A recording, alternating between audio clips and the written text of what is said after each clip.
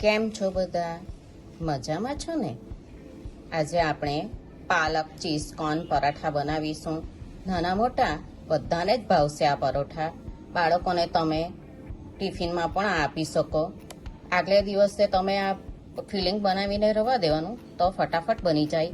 અંદરથી પણ જુઓ, એટલા જ અંદરથી પણ સરસ દેખાઈ રહ્યા છે. ચાલો આપણે બનાવવાનું શરૂ કરીએ. પહેલાં 3 કપ ઘઉંનો લોટ લઈ લઈએ.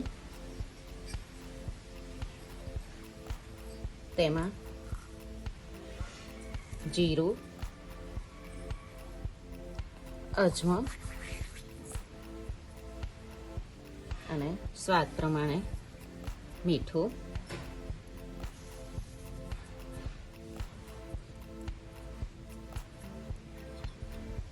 ઝીણી કાપેલી સમારી ધોયેલી પાલક 1.5 કપ છે.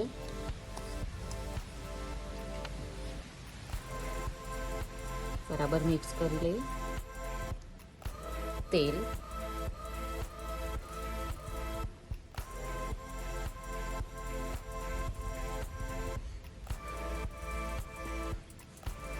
પાણી લઈએ, થોડું પાણી લઈને લોટ બાંધી લઈએ.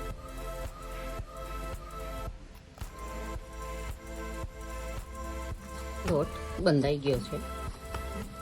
જો આ રીતનું રાખવાનું.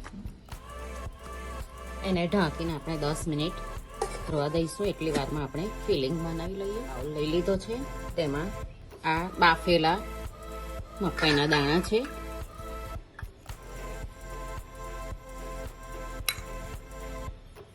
લીલો કાંદો છે,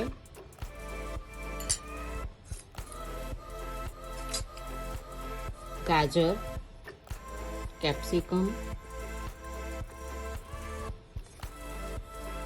ચીઝ છે. તમે 2 ચીઝ પણ આમાં લઈ શકો. લીલા મરચા 3 લીધા છે, કાપી લીધા છે.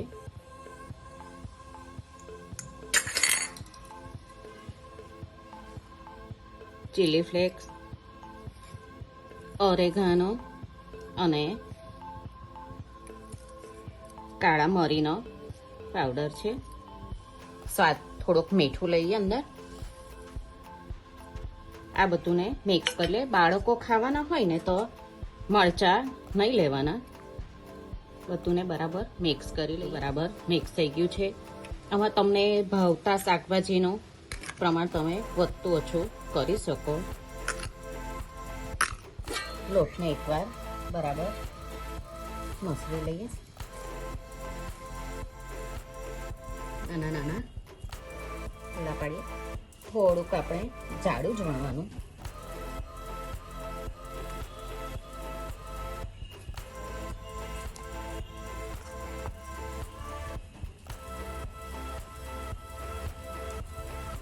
પાડી લીધા છે. આપણે વણી લઈશું. થોડોક ઘઉંનો લોટ લેવાનો.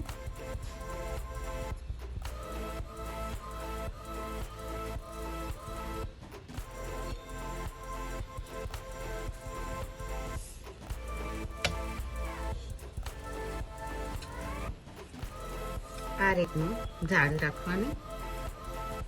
વધારે પતલું નથી કરવાનું. આપણે ફિલિંગ મૂકી લઈએ.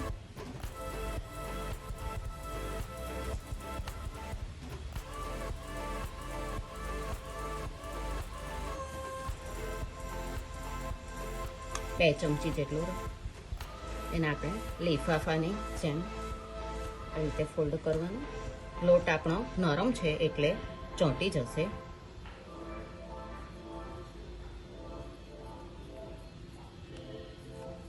થોડો લોટ લેવાનો, વધારે નથી લેવાનો.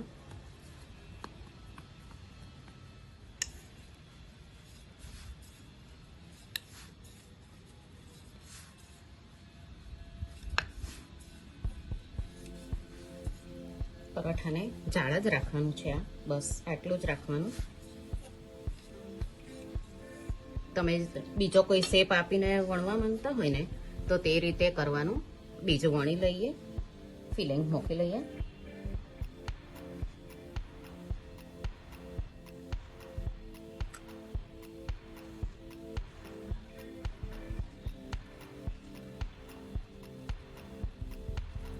લોટ.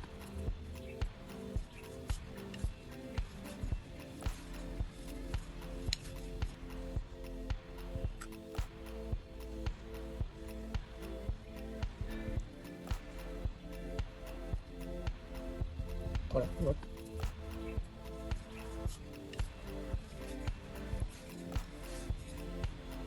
તમે આ રીતના પરોઠા ફિલિંગ તૈયાર કરીને રવા દેવાનું, તો બાળકોને ડબ્બામાં પણ આ રીતે અપાય. આપણે બધા વણી લઈએ.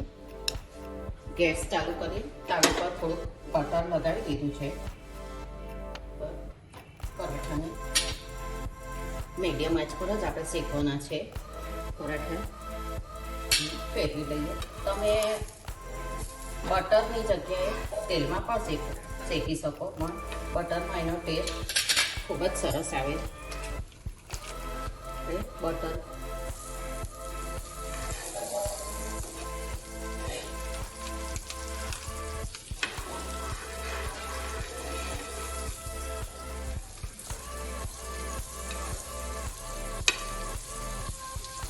બાજુ સરસ શેકાઈ ગયા છે. હવે અને સાઈડમાં શેકી લઈએ. આ રીતે બધી સાઈડમાં કરી દેવાનું.